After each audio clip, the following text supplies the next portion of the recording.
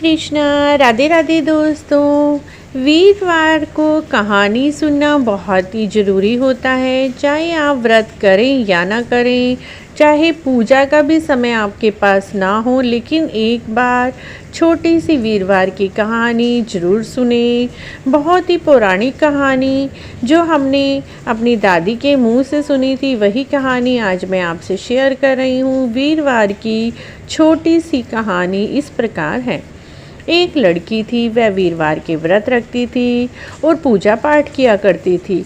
सुबह मुट्ठी में जौ भर कर ले जाती, पाठशाला जाती तो पाठशाला के मार्ग पर वो सारे जौ बिखेरती जाती और आते समय वो जो स्वर्ण के हो जाते तो उन स्वर्ण के जौ को बीन कर घर ले आती। एक दिन वह स्वर्ण के जौ को सूप में साफ कर रही थी तो उसके पिताजी ने कहा, पुत्री, सोने के जौ साफ करने के लिए सोने का सूप होना चाहिए।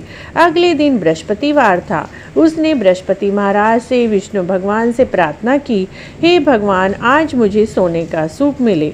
सुबह हर रोज की तरह पाठशाला गई, रास्ते में जौ बिखेरती चली गई।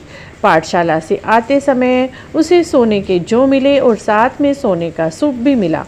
एक दिन वह सोने के सूप में फटक कर साफ कर रही थी। उधर से उसी देश के राजा का लड़का गुजरा और उस लड़की के रूप और कार्य को देखकर मोहित हो गया। घर जाकर आसन पार्टी लेकर पड़ गया। राजा ने कहा, खाना पीना क्यों छोड़ दिया है? नौकर खाना लेकर जाते, लेकिन राजकुमार ना तो कुछ खाए ना पिए। राजा खुद आए तो राजकुमार ने बताया कि मैं तो उसी लड़की से विवाह करूंगा जो सोने के सूप में सोने के जौ साफ कर रही थी। राजा ने कहा, आप ही उस ऐसी लड़की के घर का पता बता दें, हम अवश्य ही तुम्हारा विवाह उसके साथ करवा देंगे। अगले दिन राजा के दूत उस लड़की के घर गए और उसकी लड़की को अपने राजकुमार के लिए मांगा। ब्राह्मण देवता बहुत ही खुश हुए और उन्होंने खुशी खुशी अपनी लड़की का विवाह राजकुमार के साथ कर दिया। लड़की के घर से जाते ही उनके घर गरीबी का निवास हो गया। पिता बहुत दुखी रहने लगे। एक दिन बहुत दुखी अवस्था में पिता अपनी पुत्री के घर गए।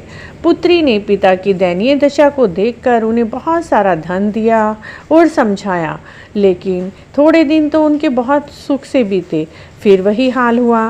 पिता दोबारा पुत्री के घर गए। तब पुत्री ने कहा, पिताजी, आप माताजी को यहाँ लिवा लाएं।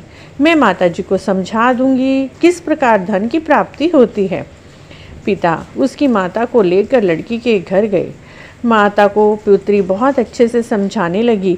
माता, सुबह उठा करो, नहा धोकर स्वच्छ वस्त्र पहनकर विष्णु भगवान जी की पूजा किया करो, वीरवार के व्रत कथा सुना करो। लेकिन माता को यह सब नहीं पता था। उसने सुबह उठकर भोजन कर लिया।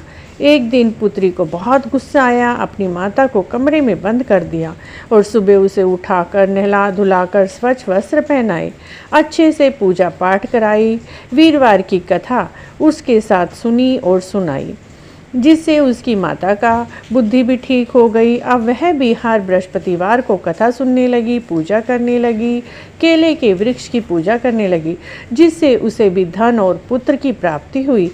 बृहस्पति महाराज ऐसे ही हैं, जो जैसी बुद्धि से उनकी पूजा करते हैं वैसा ही फल उन्हें देते हैं। तो इस प्रकार मित्रों, बृहस्पति महाराज की व्रत कथा सुनना और सुनाना बहुत ही अच्छा होता है। आपको भी बृहस्पति महाराज की यह छोटी सी कथा अच्छी लगी है तो हर बृहस्पतिवार को इस कथा को अवश्य ही सुने और सुनाएं। आपको यह वीडियो कैसी लगी? अगर अच्छी लगी है तो कमेंट बॉक्स में जय बृहस्पति महाराज अवश्य लिखें।